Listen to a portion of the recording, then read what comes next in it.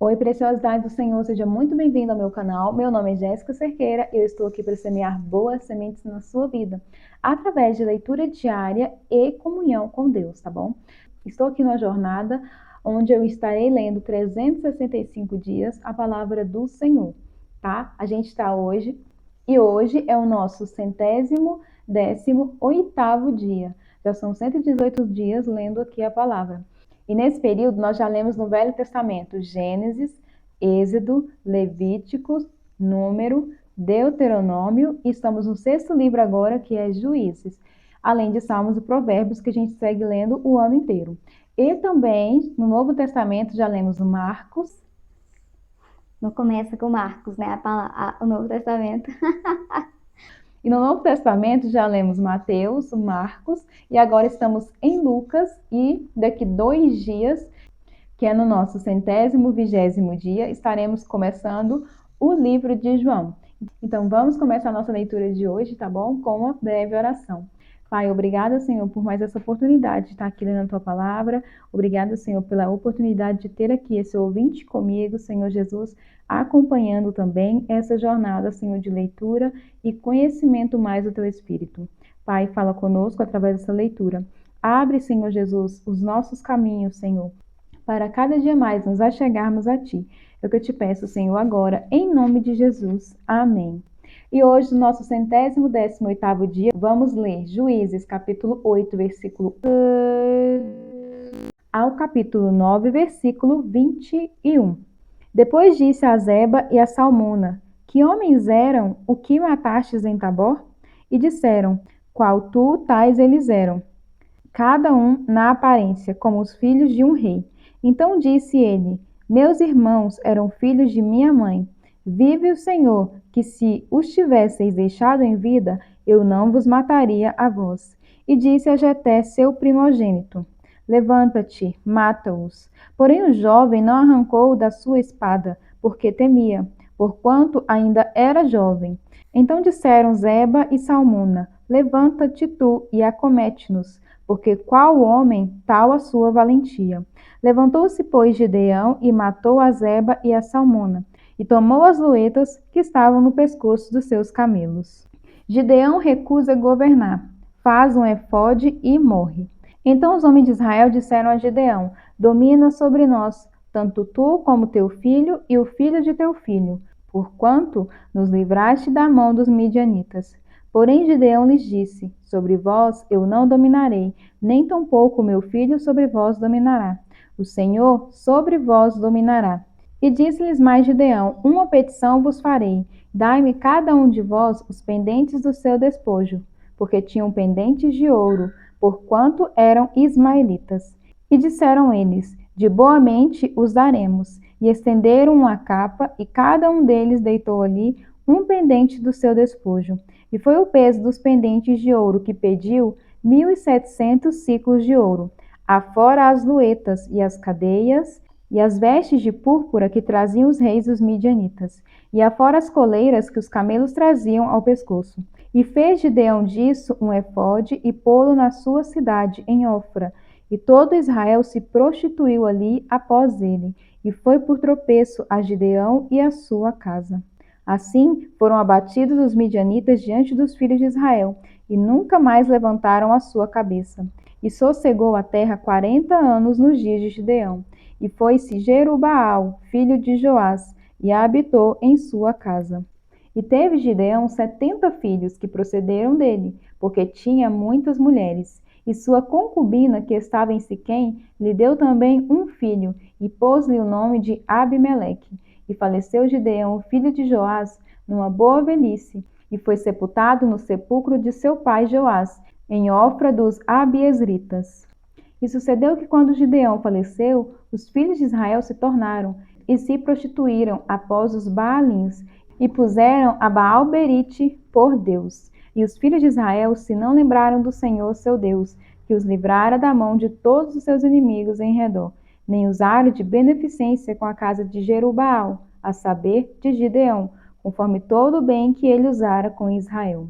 Abimeleque mata os seus irmãos e se declara rei. Capítulo 9. E Abimeleque, filho de Jerubaal, foi-se a Siquém, aos irmãos de sua mãe, e falou-lhes e a toda a geração da casa do pai de sua mãe, dizendo: Falai, peço-vos, aos ouvidos de todos os cidadãos de Siquém. Qual é melhor para vós? Que 70 homens, todos os filhos de Jerubaal, dominem sobre vós, ou que um homem sobre vós domine? Lembrai-vos também de que sou osso vosso e carne vossa. Então os irmãos de sua mãe falaram acerca dele perante os ouvidos de todos os cidadãos de Siquém, todas aquelas palavras. E o coração deles se inclinou para Abimeleque, porque disseram: É nosso irmão. E deram-lhe 70 peças de prata da casa de Baal-Berite, e com elas alugou Abimeleque uns homens ociosos e levianos, que o seguiram. E veio à casa de seu pai, a Ofra, e matou os seus irmãos, os filhos de Jerubaal, 70 homens sobre uma pedra. Porém, Jotão, filho menor de Jerubaal, ficou, porque se tinha escondido. Então se juntaram todos os cidadãos de Siquém e a toda Bet-Milo, e foram e levantaram a Abimeleque como rei, junto ao carvalho alto que está perto de Siquém. A parábola de Jotão. E, dizendo-o a Jotão, foi este, e pôs-se no cume do monte de Gerizim, e levantou a sua voz, e clamou, e disse-lhes: Ouve-me a mim, cidadãos de Siquém, e Deus vos ouvirá a vós. Foram uma vez as árvores a ungir para si um rei, e disseram à oliveira: Reina tu sobre nós. Porém a oliveira lhes disse: Deixaria eu a minha gordura, que Deus e os homens em mim prezam, e iria labutar sobre as árvores? Então disseram as árvores à figueira: Vem tu e reina sobre nós. Porém a figueira lhes disse: Deixaria eu a minha doçura, o meu bom fruto, e iria labutar sobre as árvores? Então disseram as árvores à videira: Vem tu e reina sobre nós. Porém a videira lhes disse: Deixaria eu o meu mosto, que alegra a Deus e aos homens, e iria labutar sobre as árvores? Então todas as árvores disseram ao espinheiro: Vem tu e reina sobre nós. E disse o espinheiro às árvores: Se na verdade me unges rei sobre vós, vinde e confiai-vos debaixo da minha sombra. Mas, se não, saia fogo do espinheiro que consuma os cedros do Líbano. Agora, pois, se é que em verdade e sinceridade procedestes, fazendo rei a Abimeleque, e se bem fizestes para com Jerubaal e para com a sua casa, e se com ele usastes conforme o merecimento das suas mãos, porque meu pai pelejou por vós, e desprezou a vida, e vos livrou da mão dos midianitas. Porém, vós hoje vos levantastes contra a casa de meu pai, e mataste a seus filhos, 70 homens sobre uma pedra. E a Abimeleque, filho da sua serva, fizeste reinar sobre todos os cidadãos de Siquém, porque é vosso irmão. Se em verdade e em sinceridade usastes com Jerubaal e com a sua casa hoje, alegrai-vos com Abimeleque, e também ele se alegre convosco. Mas se não, saia fogo de Abimeleque, e consuma o cidadão de Siquém e Bet-Milo. E saia fogo dos cidadãos de Siquém e de Bet-Milo, que consuma a Abimeleque. Então partiu Jotão e fugiu, e foi-se a Beer, e ali habitou por medo de Abimeleque, seu irmão. Estudo de hoje, Juízes, capítulo 8, versículo 31. Gideão já tinha muitas mulheres. Seu relacionamento com a concubina refletia um padrão de desconsideração pelo casamento. Com ela, Gideão teve um filho que destruiu sua família e trouxe tragédia sobre a nação. As consequências da vida privada de Gideão talvez tenham causado mais danos para a nação do que qualquer bem que ele tenha feito. Não importa quem você é, defeitos morais podem causar problemas duradouros, mesmo se pensarmos que são privados. Nossos pecados privados podem causar consequências públicas, mesmo se tivermos sido fiéis em outras áreas. Precisamos estar constantemente vigilantes contra a tentação e arrancar o nosso pecado de onde ele surgir. Às vezes, os ataques mais fortes de Satanás vêm na quietude, que segue em grande vitória. Lucas capítulo 23, versículo 44 ao capítulo 24, versículo 12. A morte de Jesus. Já era quase meio-dia e trevas cobriram toda a terra até às 3 horas da tarde. O sol deixara de brilhar e o véu do santuário rasgou-se ao meio. Jesus bradou em alta voz: Pai, nas tuas mãos entrego o meu espírito. Tendo dito isso, expirou. O centurião, vendo o que havia acontecido, louvou a Deus, dizendo: Certamente este homem era justo. E todo o povo que se havia juntado para presenciar o que estava acontecendo, ao ver isso, começou a bater no peito e a afastar-se. Mas todos os que conheciam, inclusive as mulheres que o haviam seguido desde a Galiléia, ficaram de longe, observando essas coisas. O sepultamento de Jesus. Havia um homem chamado José, membro do conselho, homem bom e justo, que não tinha consentido na decisão e no procedimento dos outros. Ele era da cidade de Arimateia, na Judéia, e esperava o reino de Deus. Dirigindo-se a Pilatos, pediu o corpo de Jesus. Então desceu-o e envolveu-o num lençol de linho e colocou-o num sepulcro cavado na rocha, no qual ninguém ainda fora colocado. Era o dia da preparação e estava para começar o sábado. As mulheres que haviam acompanhado Jesus desde a Galiléia seguiram José e viram o sepulcro e como o corpo de Jesus fora colocado nele. Em seguida, foram para casa e prepararam perfumes e especiarias aromáticas e descansaram no sábado em obediência ao mandamento. A ressurreição, capítulo 24. No dia 1º da semana, ou seja, domingo, de manhã bem cedo, as mulheres levaram ao sepulcro as especiarias aromáticas que haviam preparado e encontraram removida a pedra do sepulcro. Mas, quando entraram, não encontraram o corpo do Senhor Jesus. Ficaram perplexas, sem saber o que fazer. E de repente, 2 homens com roupas que brilhavam como a luz do sol colocaram-se ao lado delas. Amedrontadas, as mulheres baixaram o rosto para o chão. E os homens lhe disseram: Por que vocês estão procurando entre os mortos aquele que vive? Ele não está aqui, ressuscitou. Lembre-se do que ele lhes disse, quando ainda estava com vocês na Galileia. É necessário que o Filho do Homem seja entregue nas mãos dos homens pecadores, seja crucificado e ressuscite no 3º dia. Então se lembraram das palavras de Jesus.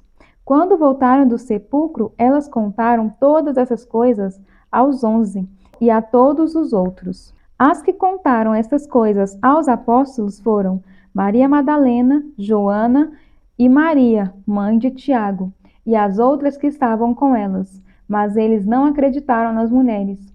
As palavras delas lhe pareciam loucura. Pedro, todavia, levantou-se e correu ao sepulcro. Abaixando-se, viu as faixas de linho e mais nada. Afastou-se e voltou admirado com o que acontecera.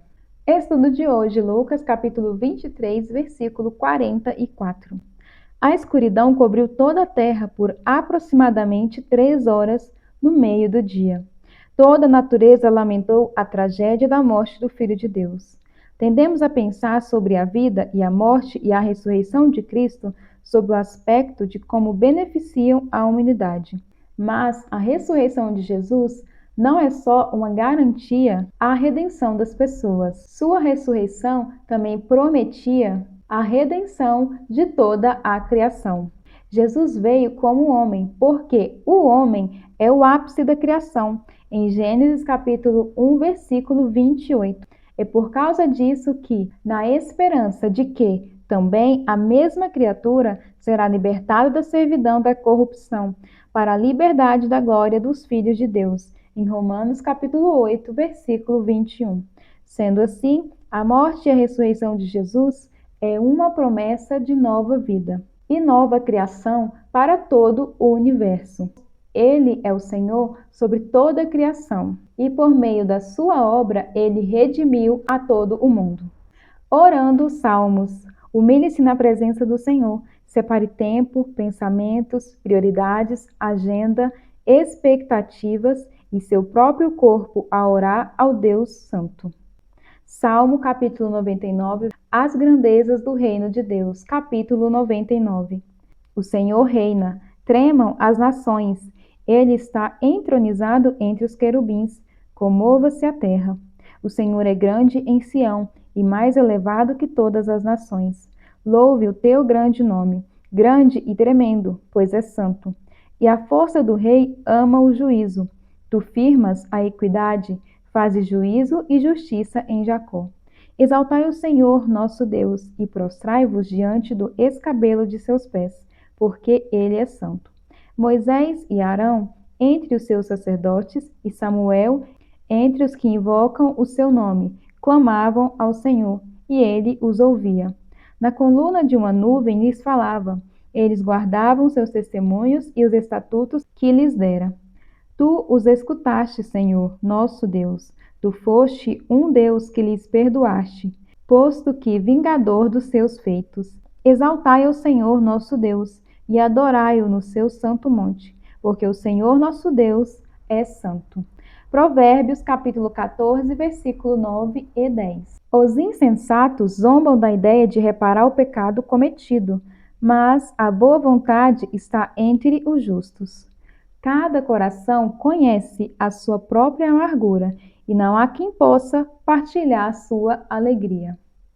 E essa foi mais uma leitura do dia de hoje. Que o Senhor abençoe grandemente o seu dia, a sua tarde ou a sua noite, independente do horário que você está ouvindo esse vídeo. Eu espero você aqui amanhã e lembre-se de semear boas sementes, curtindo esse vídeo e também compartilhando. Até breve. Tchau!